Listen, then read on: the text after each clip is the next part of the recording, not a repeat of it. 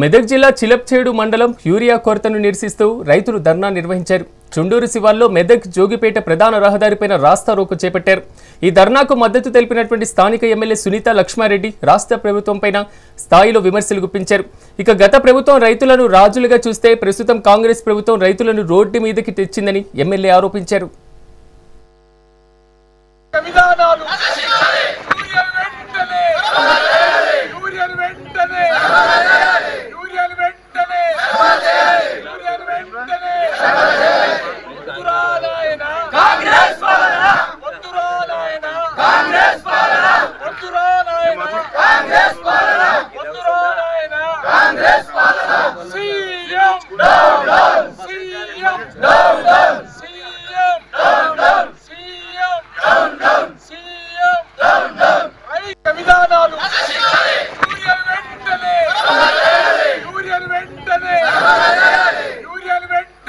ప్రభుత్వాన్ని డిమాండ్ చేస్తా ఉన్నాం. ఖచ్చితంగా ఎరువులు ఏవైతే ఉన్నాయో మరి డిమాండ్ కు తగ్గట్టుగా ఇవ్వాలి అని చెప్పేసి కూడా ఈ సందర్భంగా మనం డిమాండ్ చేస్తా ఉన్నామని చెప్పేసి చెప్తా ఉన్నాం.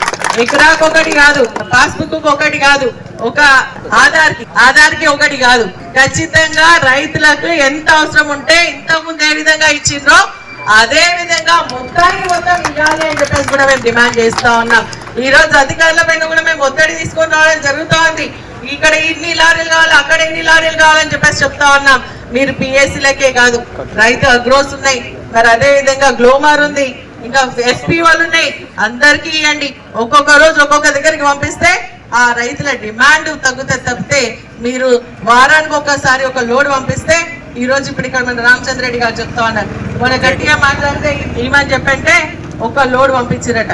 ఒకటి దౌలతాబాద్ లో 228 సంచులు, మళ్ళీ అత్తూరకు 228 సంవత్సరం. ఇక్కడ చిల్లచెడికి సంబంధించి వాళ్ళు కూడా అగ్రోస్ వాళ్ళు అడిగితే నేను ఇస్తే కేవలం 240 సంచులు పంపించిందండి. అంటే ఇదేం పాలన అని చెప్పేసి అడుగుతాను. రైతు పైన మీకు ప్రేమ లేదా అని చెప్పేసి